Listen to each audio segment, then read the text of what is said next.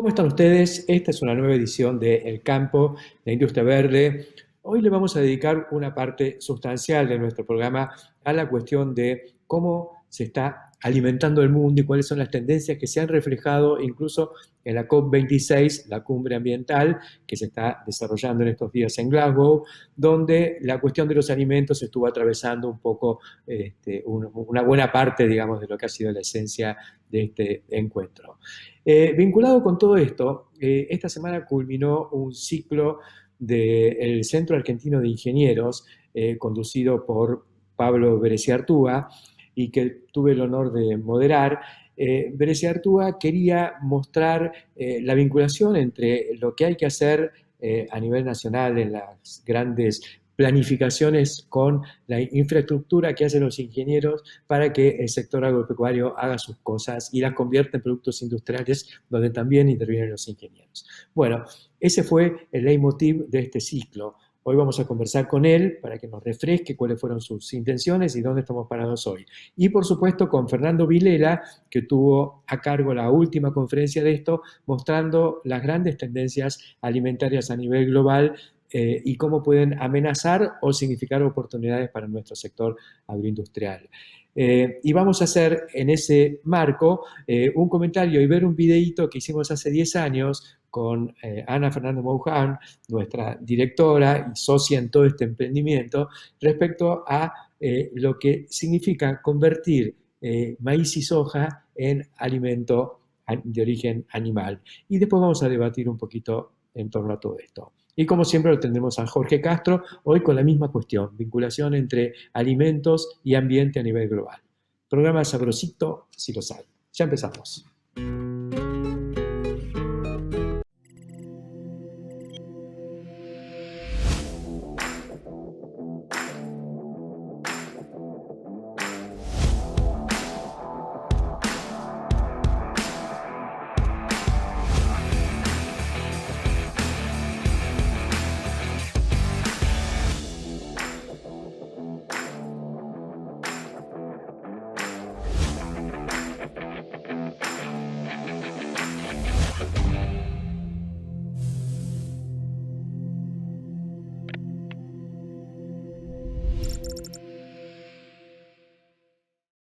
Aceitera General Dehesa. Acopiamos confianza. En barbechos, aplica 2,4-D Dédalo Elite, mitad de activo, mínima volatilidad y sin olor. Nanotecnología Red Surcos es sustentabilidad agrícola. Auspicia Chomel, para su fertilizadora destinada a microgranulados y sembradora de pasturas línea Spin. Chomel. Innovio Protergium Soja es el único consorcio microbiano del mercado desarrollado especialmente para el tratamiento de semilla de soja. El primer producto 100% biológico de Helm Argentina. Sumate a una agricultura más sustentable. Conoce más en www.helmargentina.com. Una vez que arrancamos, no paramos. Imagina poder crecer sin límites. Y Pesa Silo. Si lo imaginamos, podemos. Rizospray Integrum. Aplicaciones de película. Es otro producto de Rizobacter. Encontrá las mejores recetas criollas en carneargentina.org.ar.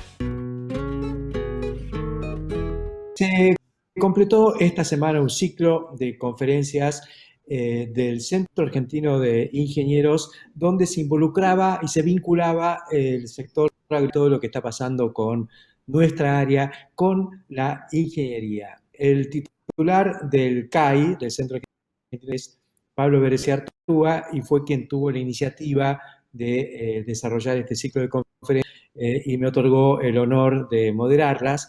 Así que, Pablo, esto no es un cumplido, es simplemente un cierre de este ciclo. Parece que ha sido realmente muy interesante por el tipo de público al que asistió y los oradores que logramos tener con nosotros para plantar un poco este tema del sector agroindustrial como una llave de nuestro desarrollo. Entonces quería plantearte un poquito, además de mi agradecimiento por haberme distinguido con la oportunidad de moderar este ciclo. ¿Cuál fue el motivo, digamos, que te llevó a vos desde el CAI a hacer esta vinculación con el sector? Bueno, muchas gracias, Héctor. Primero quiero destacar digamos, liderazgo en este ciclo, que debo decir que es uno de los 14 ciclos que está llevando adelante el Centro Argentino de Ingenieros sobre temas que creemos que son claves para repensar la Argentina y que son ciertamente la forma en la cual tenemos la posibilidad como país de crear riqueza y de distribuir también esa riqueza en el territorio, en la población. Creo que el móvil, o si querés, la provocación de este ciclo, allí atrás cuando comenzamos a hablar contigo, para mí es más o menos obvia. Creo que la Argentina, como todas las economías, se enfrenta a este cambio tecnológico, paradigmático en términos sociales y económicos que está enfrentando el planeta, que está basado, creo yo, en unos cambios de valores hacia la sustentabilidad, hacia mejor calidad de vida, pero tiene en su corazón la innovación tecnológica, la inversión en infraestructura y en general, diría yo, a la ingeniería.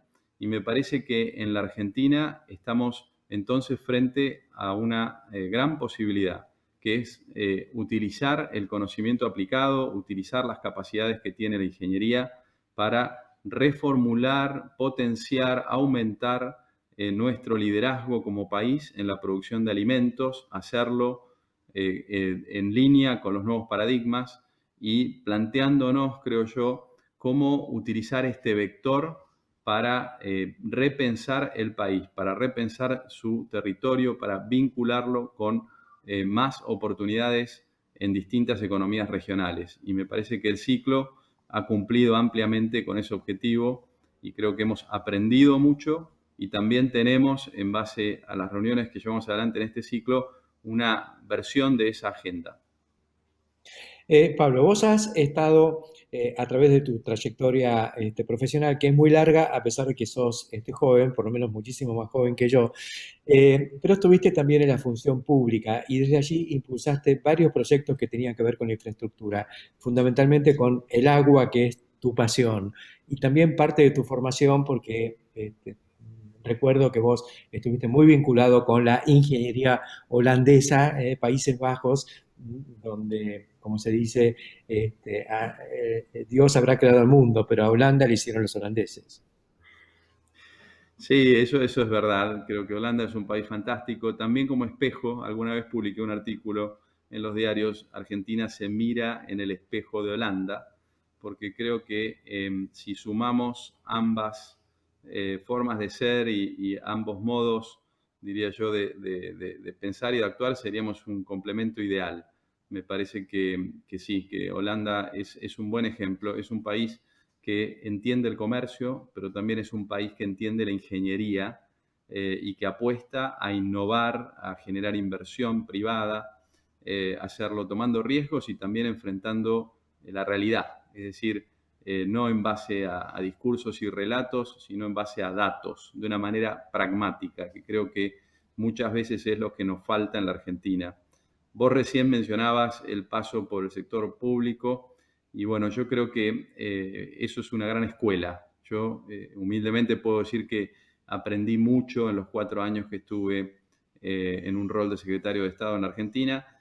Conocí mucho el país, tengo mucho más claro el potencial de la Argentina, que claramente es enorme, y también me sirvió para entender que tenemos hoy un divorcio entre lo público y lo privado, y que si no actuamos para unir esos dos mundos, entonces no tendremos destino, seguiremos iterando, diría yo, de un conflicto en otro, muchas veces con una mirada equivocada y además en el corto plazo solamente. Y respecto de la infraestructura, me parece que el ciclo nos ha llevado a plantearnos que la Argentina hoy, la que existe hoy, como veíamos en la reunión última del ciclo con Fernando Vilela, tiene mucho que ver con decisiones inteligentes sobre infraestructura que tomamos como país hace ya casi 30 años. Por ejemplo, la hidrovía.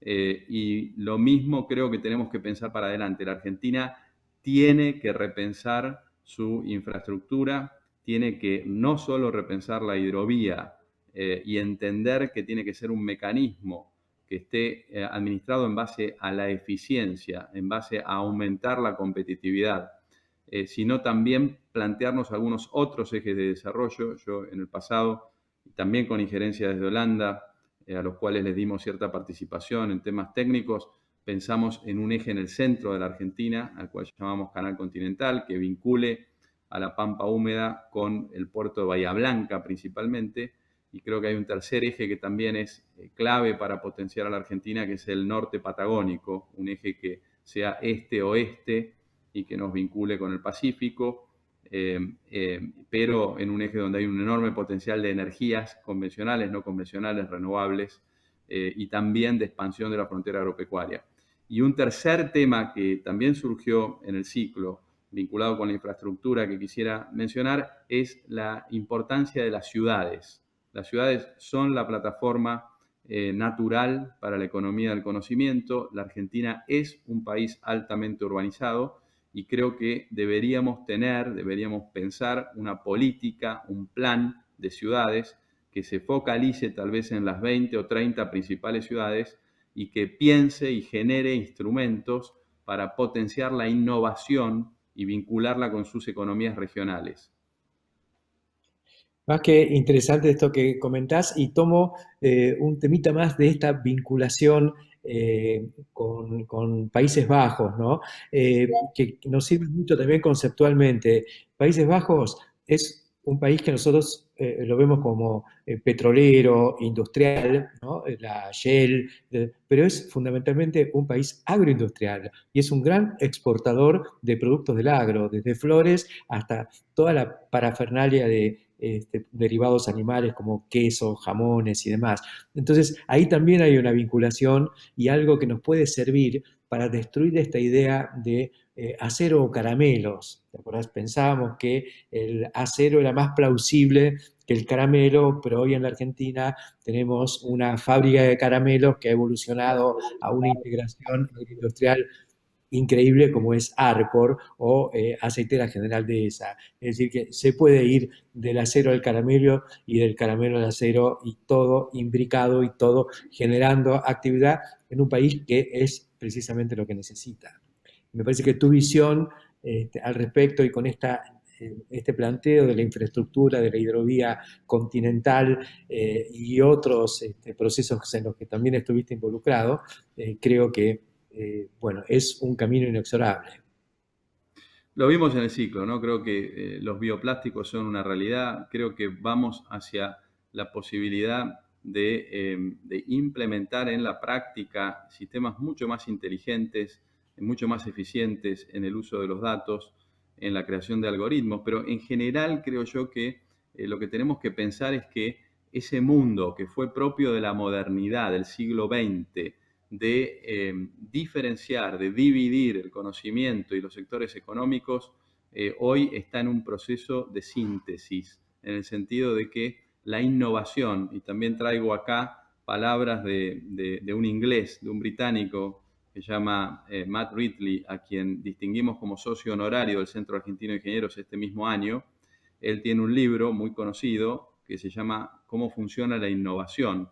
Y en ese libro uno de los principales aspectos que resalta de cómo funciona y cómo va a seguir funcionando la innovación es que la innovación es combinatoria. Nosotros, propio de la modernidad, pensamos en sistemas que se dividían, donde el conocimiento, incluso la educación, se planteaba como separada entre las distintas disciplinas. Y lo que vemos hoy es que empieza a haber una enorme oportunidad de cruzar las disciplinas, de cruzar los conocimientos, y allí es donde hay mucho valor agregado. Creo que tenemos que pensar cada vez más en que nuestra gran diferencial, que es la producción de alimentos, tiene también un gran potencial de ser un jugador clave en términos de energía, de ser un jugador clave en términos de materiales, de ser un jugador clave en términos de infraestructura, y me parece que esos son las ventanas que un país como la Argentina, con su capital humano, con su historia,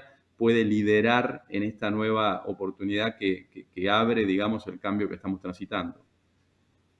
Es fantástico escucharte, Pablo, y esto nos relaciona profundamente entre agronomía e ingeniería, porque todo esto del valor agregado de los biomateriales, el valor previo de la infraestructura para poder desplegar todo ese potencial, es donde entra la ingeniería. Y la Argentina ha dado muestras a nivel global que tiene buenos ingenieros, que tiene buena ingeniería. Felicitaciones por estar ahí y haremos otro ciclo, Pablo. Así será. Yo agradezco especialmente las posibilidades que vos nos das de difundir lo que hace el Centro Argentino de Ingenieros. Para que los conocen menos, es realmente una institución madre de instituciones en la Argentina, tiene 126 años y ha participado fuertemente de cada cambio de paradigma que ha habido en el país hacia más productividad, hacia más innovación, como lo está haciendo actualmente, y en buena medida eso es en base a la participación. Así que creo que es muy importante comunicar, es muy importante que se conozca. Y por último, quisiera decirte que estamos pensando en una próxima etapa del país, y en esa próxima etapa es en la que nos vamos a focalizar muy posiblemente el año próximo con un conjunto de encuentros que va a llevar adelante el CAI, seguramente con otros actores que van a estar bajo el nombre de Estrategia País. Es decir, preguntarnos y también generar los elementos principales que pensamos que tienen que estar incluidos en una estrategia de país, y si es posible llevarlos a lo concreto, es decir, cuáles son las decisiones que hay que tomar en el contexto público, en el contexto de la política también, para que esa estrategia tenga éxito. Hacia allá iremos, Pablo. Muchas gracias, el mayor de los éxitos, y nos mantenemos en contacto. Laboratorio Agrofarma. Salud, performance y productividad animal. Tolvas autodescargables Mainero. Eficiencia, agilidad en cada movimiento. Robustez con el equilibrio justo. Simple y versátil. El equipo de cosecha Mainero, el más completo del mercado. Superarse es posible. En Profértil, amamos ser de la tierra del alimento. Y como la superficie cultivable de nuestro planeta es siempre la misma, se vuelve fundamental optimizar el rendimiento de cada hectárea con los nutrientes necesarios. Profértil. Vida para nuestra tierra.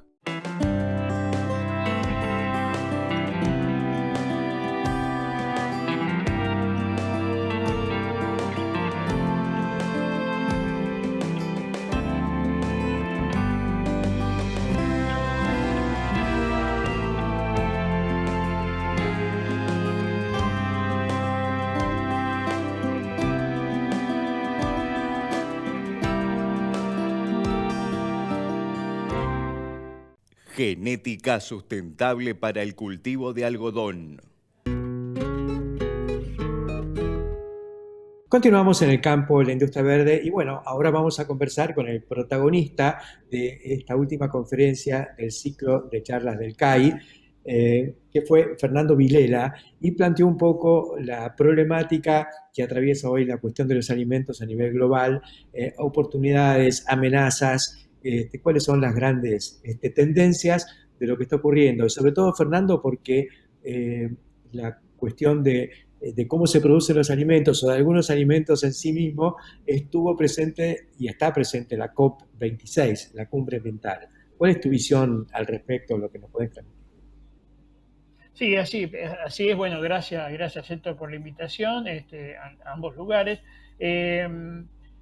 La cuestión ambiental está involucrada de distintas maneras dentro de las grandes tendencias que los nuevos consumidores globales están adquiriendo, ¿cierto? Ahí hay una situación que tiene que ver con los sistemas productivos, las huellas ambientales, pero también una conexión desde lo propio, desde la salud de esos consumidores, ya más referido al tipo de producto, al formato con el cual se lo adquiere, cómo se procesa, cómo se lo consume. Entonces hay un arco de situaciones donde claramente en estos días lo ambiental está muy sobre la mesa por el evento de Glasgow, y también hubo algunas otras reuniones importantes en Nueva York este año acerca de los sistemas alimentarios. Bueno, hay toda una reconfiguración y rediscusión acerca de estas cuestiones que para países como los nuestros, que dependen básicamente de pocos sectores que tienen competitividad real, y el agroindustrial es uno de ellos, bueno, trascienden a la mayor parte del resto de los países, ¿no es cierto? Así que hay que estar atento, hay que participar del debate, hay que no rehuir esas discusiones y hacerlo con la base científica más ajustada posible, de forma tal de contrarrestar muchos elementos que a veces no están bien fundados o directamente son fake news.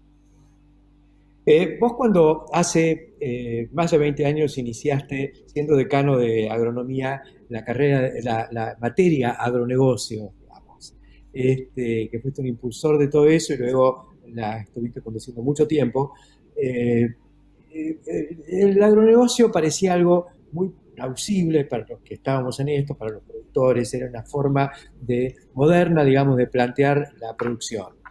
Pero de pronto aparecieron corrientes que empezaron a denostar los agronegocios, como si los alimentos tuvieran que producirse a nivel de ONG sin fines de lucro, ¿no es cierto? ¿Dónde estamos parados hoy respecto a eso? Bueno, en aquel momento estamos hablando de los 90, finales de los 90. El que me despierta la inquietud y me atrae es el Negro Ordóñez, ¿no es cierto? Que él venía participando de distintas actividades a nivel internacional y junto con otro profesor de la Facultad Cetrángulo se construye esta visualización de los agronegocios que, tal como decís, era un concepto moderno, digamos, un concepto que involucraba desde los insumos hasta el consumidor, integrando las distintas componentes, incorporando conceptos como los ambientes tecnológicos, organizacionales e institucionales, para entender cosas que la economía clásica no terminaba de comprender. Sobre esa situación, en Argentina, sobre todo, se le da la peculiaridad de identificar el tema de agronegocios con grandes productores pampeanos, basados en una agricultura química, etcétera, etcétera. Ese es un rasgo que no es general en el mundo, es una peculiaridad de estos ONG en Argentina, que no toman la definición justamente de agronegocios, que involucraba una serie de actores interrelacionados con un objetivo que es generar alimento y generar productos en base a la fotosíntesis.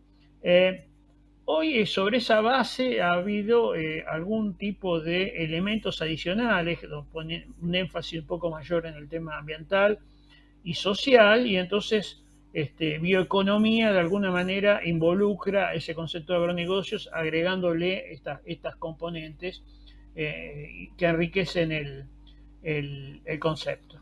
De todas maneras, pensar que puede haber que agronegocio, primero, que solamente productores grandes y extensivos y no tienen que ver con otro tipo de producciones, es porque no entendieron el concepto o nunca fueron a un congreso de agronegocios donde hay múltiples representantes de productores cooperativizados o no, de regiones tropicales y que básicamente son más pequeños, ¿no es cierto? El agronegocio es un concepto más amplio que el que se utiliza en la Argentina. De todas maneras, es un argumento que se ubica sobre todo, como en algunos otros conceptos en contra de los OGM, es la excusa para cuestionar el sistema productivo a partir de argumentos que provienen de otros ambientes, como pueden ser el mundo de las ONG o las ONG europeas, ¿no? Donde la visión es otra. Sin embargo, nuestros países tienen una potencialidad y tienen una competitividad que justamente este tema es central en la actualidad y para el futuro. Cosa que estos grupos no les interesa demasiado y ponen el énfasis en cuestiones que no necesariamente son las centrales.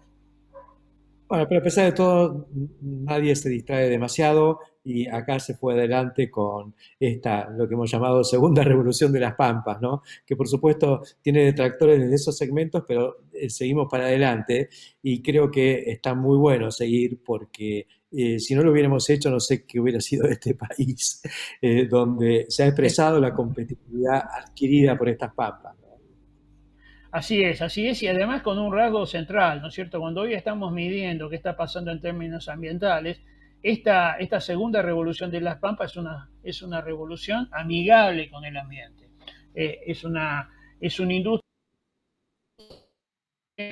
de menores huellas ambientales en carbono y en agua, en las cosas que se han medido, respecto de casi cualquier competidor y con muchísimo menos que poco productivos sistemas europeos, ¿no es cierto? Entonces, la verdad que cuando desde algún lugar se argumenta en contra, se demuestra que o no conocen o son falaces y están entonces atentando contra una parte importante del futuro de la Argentina.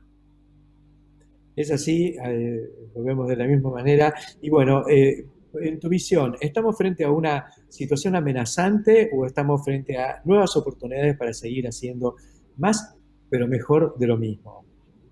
Yo soy optimista en este sentido. Creo que si hacemos las cosas relativamente bien, más que amenazante, es una oportunidad importante, porque tal como dije, si los consumidores globales van a hacer énfasis en las huellas ambientales, nuestros productos tienen las menores y entonces los productos que se generen a partir de esos insumos van a llevar arrastrando esa menor huella ambiental. Entonces, si nosotros medimos, si nosotros somos capaces de generar una estrategia que incorpore estos aspectos a una eventual marca país que asocie nuestros productos con ambientes más saludables de producción, como lo son, creo que tenemos ahí una fuerte fortaleza. Si nos callamos y compramos argumentos externos, bueno, desaprovecharemos esta oportunidad que nuevamente el mundo le está dando a una de las agroindustrias más eficientes, productivas del mundo, que es la nuestra. Muchísimas gracias, Fernando, por estos comentarios. Felizmente a la COP26 fuimos finalmente con una posición consensuada entre el Ministerio de Agricultura y las entidades de los productores, bajo el liderazgo de APRESID, así que creo que ahí hemos podido dar un pasito adelante. Gracias y seguimos en contacto. Dale, muchas gracias. Efectivamente, eso fue una buena noticia porque lo que había hasta hace poco era un poco alarmante. Así que bueno, fue un buen paso del Ministerio de Agricultura acompañado por la producción y APRESID. Así que eso estuvo muy bueno. Ojalá que este sea el primer paso de un camino más largo. Gracias por invitarme. Hasta prontito y nosotros continuamos aquí en el campo de la industria verde. En Bioter contamos con más de 20 años de experiencia innovando y desarrollando productos y servicios de calidad para estar siempre a la altura de las nuevas y desafiantes tendencias del mercado local e internacional. Somos Bioter, la empresa líder en nutrición animal. Somos Cestari, somos pioneros y especialistas en tolvas autodescargables. Estamos presentando la línea S6, nueva generación en tolvas. Somos Cestari, escribimos la historia, siempre junto al campo, la industria verde. Presentamos Club Toyota, la membresía que te hará vivir las mejores experiencias por el solo hecho de ser parte. ¿Cómo funciona? Escanea el código QR para registrarte. Empezá a disfrutar de beneficios, recibí invitaciones a eventos y sumá puntos para canjearlos por productos. ¿Tenés un Toyota? ¡Sos parte! Renatre se moderniza. Ingresá en portal.renatre.org.ar o en www.renatre.org.ar.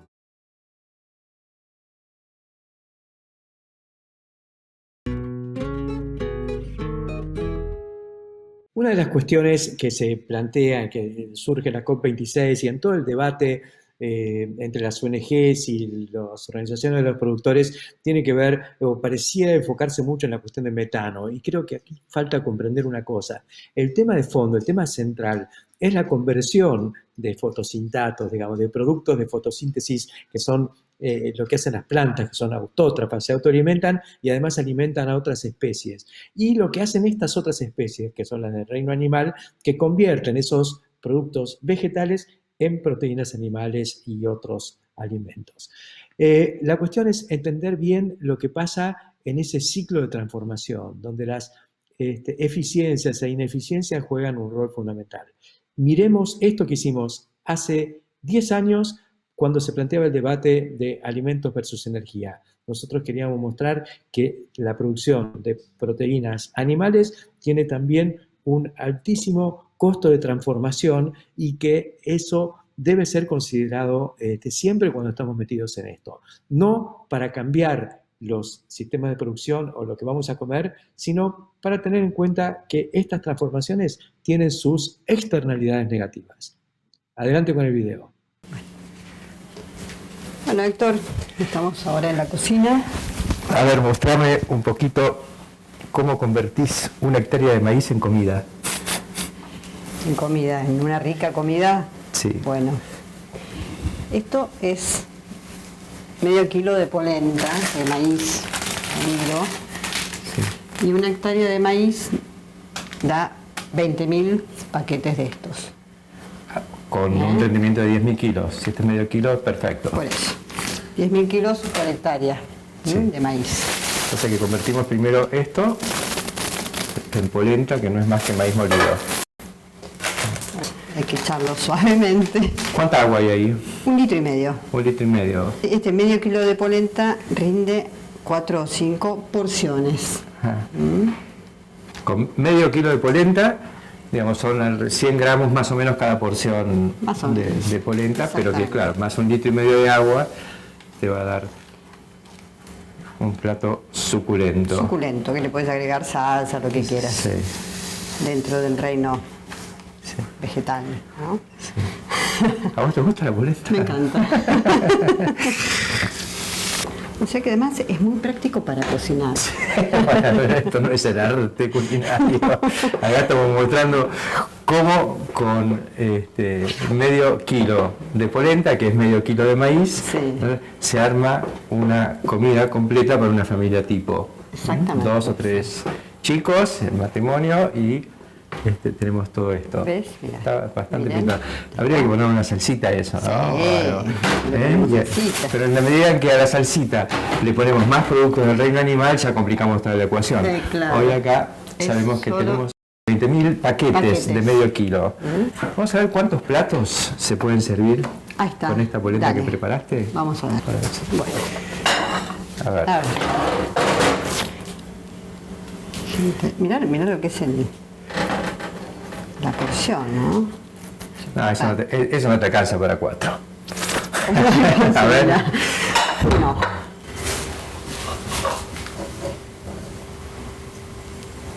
Bueno, dan 4 platos. Perfecto.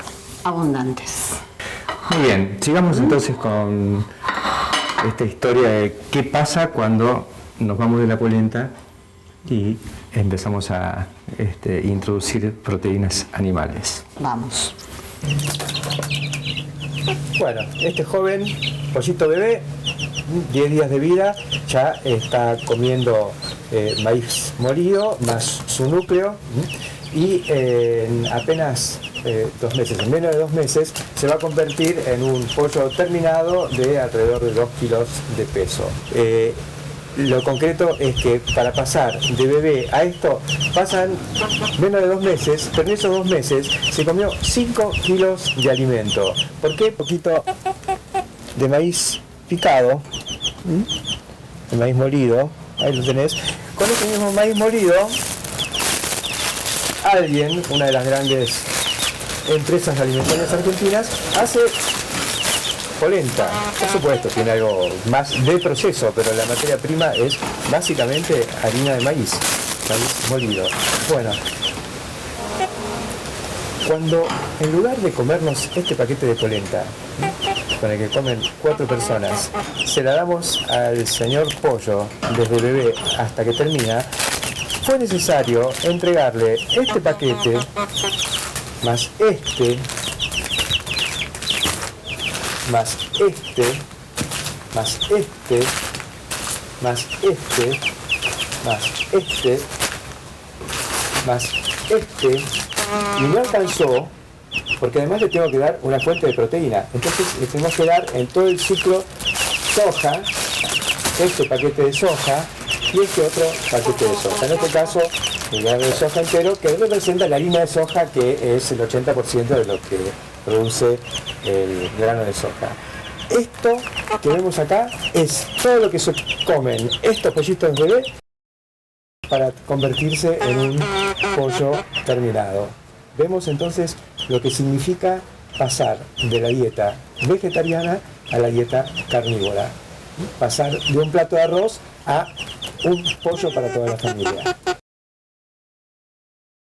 Bueno, de ese pollo llegamos al pollo del supermercado, que se presenta así. Este de piel muy amarilla, se ve que ha comido, además de maíz, algún suplemento que le ha dado color también, ¿no? Bueno, este es un pollo de 2 kilos 300, que es más o menos lo que va a dar ese pollo. ¿Es todo carne esto? Y esto, no, este es el pollo está sin menudos, ¿no es cierto? Ajá. Así que para haber dado 2 kilos 200, 2 kilos 300, es un pollo que debe haber estado en 2 kilos 600 vivo, ¿no es cierto? Bueno.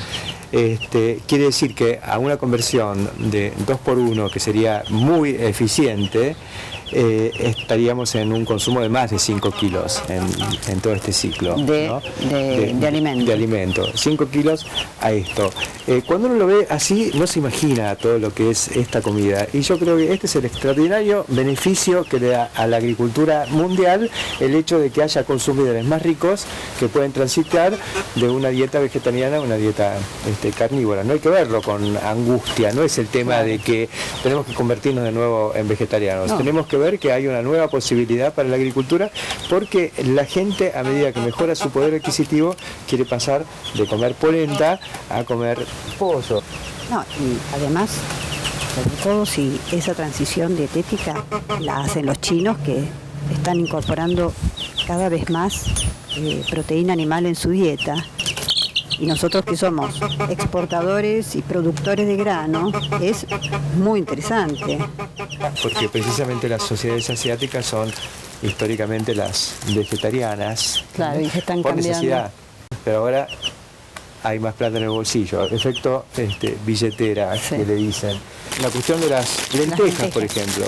¿Te acordás que en Rosario el embajador hindú de la India dijo: vamos a necesitar 1 millón de toneladas de lentejas? Sí. Parecía fantástico, pero a un rendimiento de 1,5 toneladas por hectárea, la producción de lentejas para la Argentina no es una cosa que nos vaya a mover mucho la aguja. No, claro. Ahora, si cada hindú pasara a comer un poquito de pollo o de carne o algo de eso, bueno, es más interesante. Mucho más interesante. ¿Y eso? Bueno, y esto todos lo conocemos, Patti es fantástico, la primera marca de carne en Argentina, una vigencia extraordinaria, eficiencia en la cocina, pero si miramos todo el ciclo, acá hubo una vaca de cría, ¿no es cierto?, que tardó 2 años en parir su primer ternero y después 9 meses más en criarlo, y después necesitamos 1 año más largo de darle de comer.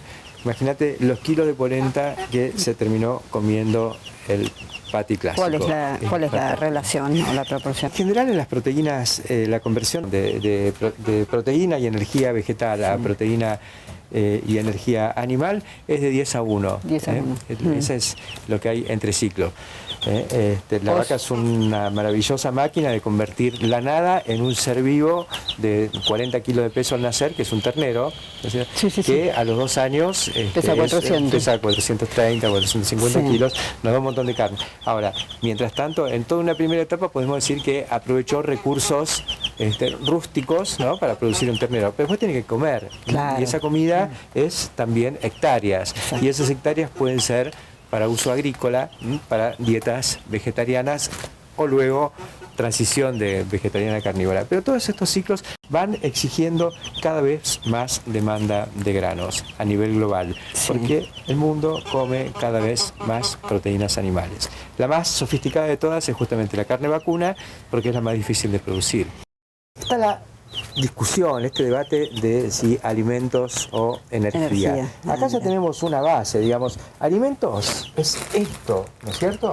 Esto es lo que podemos considerar como los productos primarios que pueden dedicarse al consumo humano directo. Pero en la medida en que tenemos más poder adquisitivo, preferimos darle esto al pollo, fíjate, y preferimos pasar de esto a esto. Pero no termina acá la cuestión. Porque algunos dicen, estamos usando el maíz para producir biocombustibles, ¿no es cierto? Claro. Cuidado, qué horror. Yo digo, ¿Le sacamos el alimento? ¿Le sacamos el alimento? No, en todo caso sí, estamos tomando de esta parte, pero le estamos sacando el alimento al pollo, ¿no es cierto? Más que nada, o a la trucha, y no necesariamente uno debiera discutir o plantear la cuestión en términos éticos, porque ¿cuál es la ética del pollo pudiendo comer esto?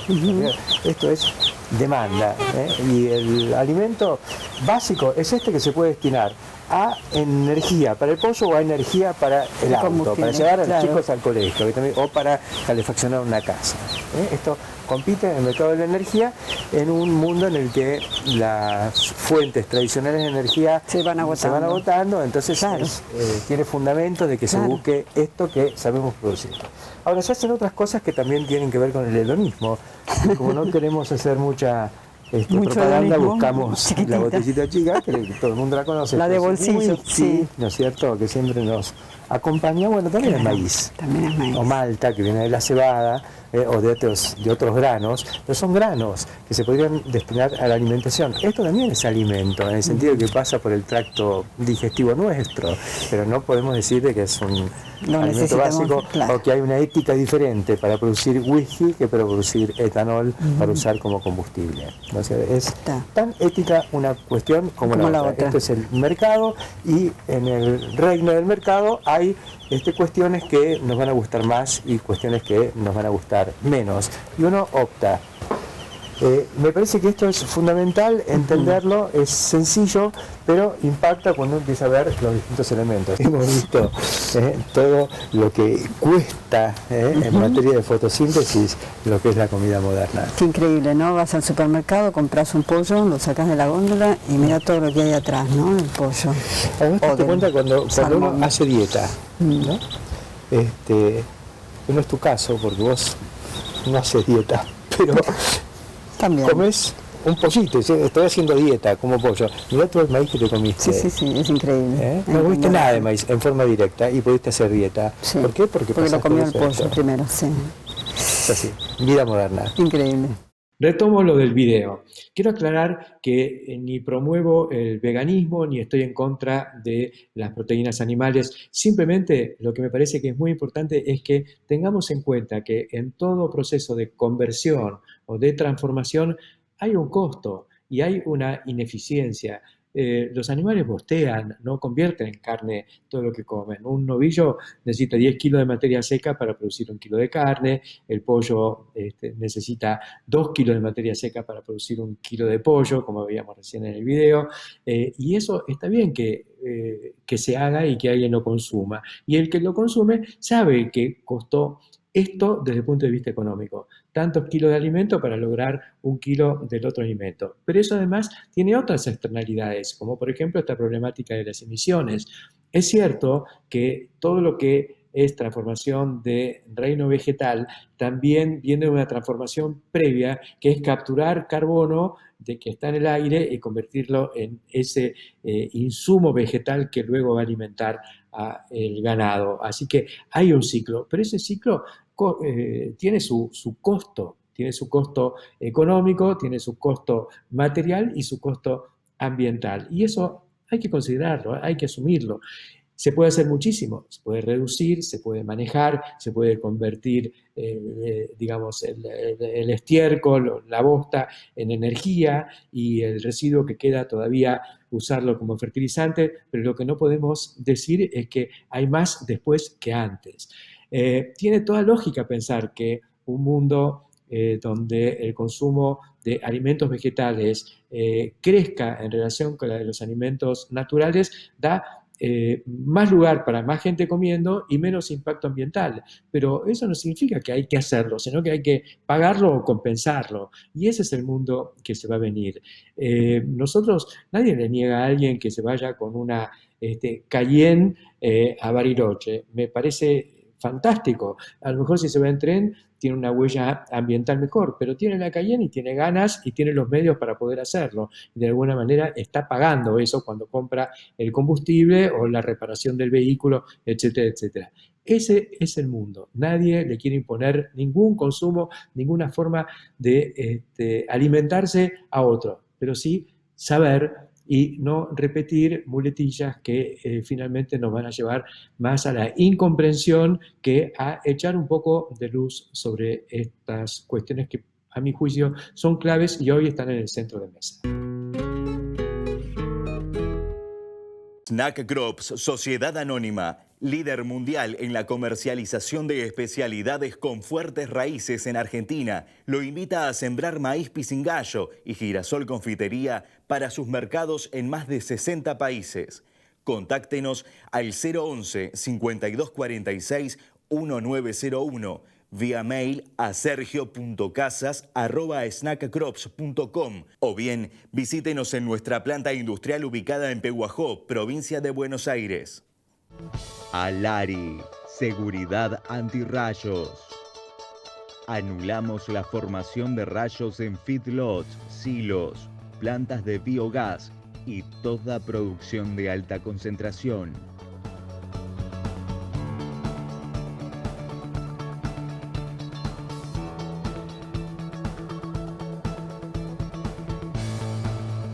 Alari, seguridad antirrayos. Más potencia, menor consumo, más tecnología, nuevas cosechadoras axiales. Sembra tu presente. Nosotros cosechamos tu futuro. Basali sigue avanzando. En Corteva AgriScience, la sostenibilidad es más que una palabra. Representa quiénes somos y lo que hacemos. Es la base de nuestro futuro. Un futuro que estamos construyendo ahora. Juntos, estamos presentes siempre. Solo el líder en flumioxacin podía convertirlo en una gema. Presentamos Gemit Top, una nueva formulación con partículas más chicas y homogéneas para una mejor distribución, mayor superficie de contacto y total eficacia. Nuevo Gemit Top, flumioxacin en su máxima expresión. Summit Agro. Auspicia Prometeon, único fabricante de neumáticos especializado en el transporte de productos y personas que también opera en el sector de los neumáticos agrícolas. Prometeon. Nuevo encuentro con Jorge Castro, que siempre nos plantea las cuestiones que suceden en el mundo vinculadas con la cuestión alimentaria, y en estos días, frente a la COP26, la cumbre ambiental, muchas tendencias que se desatan y que es necesario empezar a comprender. Jorge, tu visión al respecto. Héctor, la FAO, la Organización de Naciones Unidas para la Alimentación y la Agricultura, sostiene que en los próximos 30 años, hasta el 2050, es preciso aumentar la producción agroalimentaria mundial en más del 70%. Para satisfacer las necesidades de una población que para entonces va a tener más de 10.000 millones de habitantes, el planeta, y al mismo tiempo, de acá entonces, en 30 años, la población mundial va a haber multiplicado por 3 el ingreso per cápita de sus integrantes.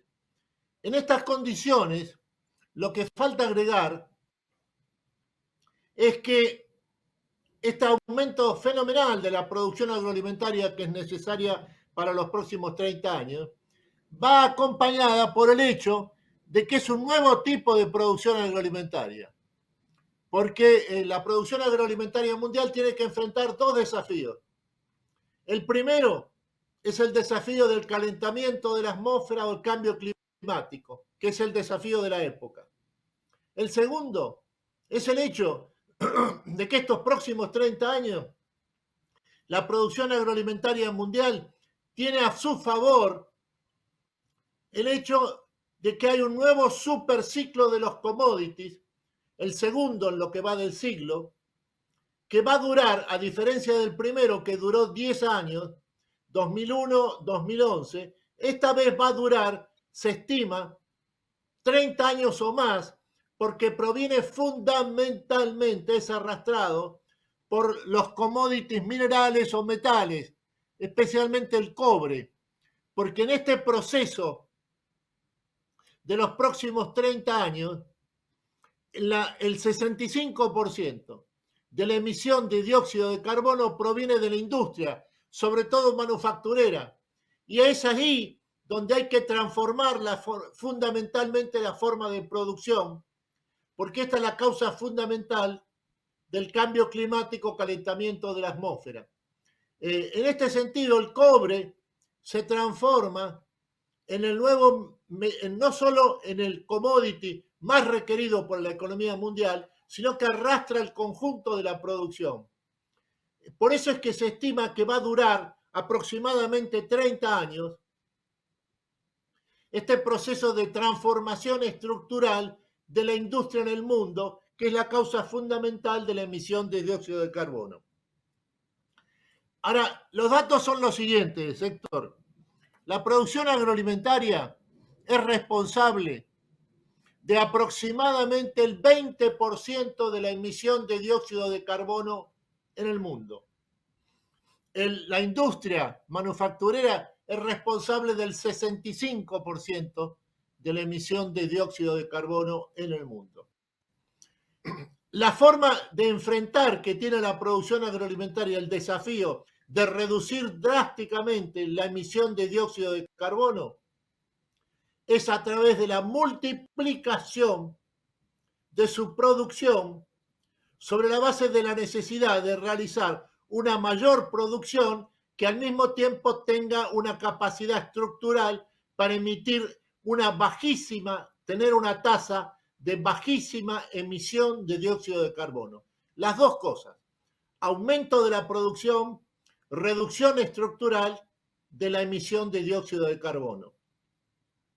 Esto es el desafío que tiene la producción agroalimentaria mundial, del cual la Argentina, Héctor, como vos lo has señalado muchas veces, en realidad está a la vanguardia de este proceso mundial, a través sobre todo del fenómeno extraordinario de la siembra directa, que tiene a la Argentina, al agro argentino, más de 90% de su producción bajo el sistema de siembra directa y por lo tanto es un mecanismo que le permite multiplicar su producción al tiempo que conserva y defiende los recursos de la naturaleza, especialmente la tierra.